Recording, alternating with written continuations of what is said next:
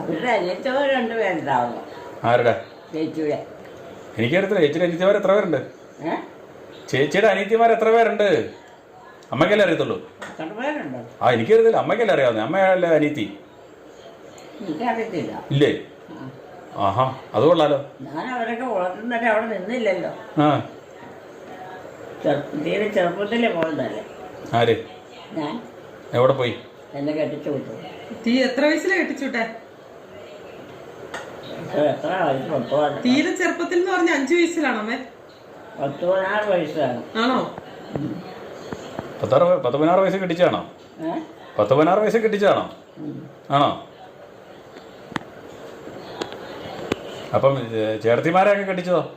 3 പെണ്ണുങ്ങളും ഒരാളുമാണ്.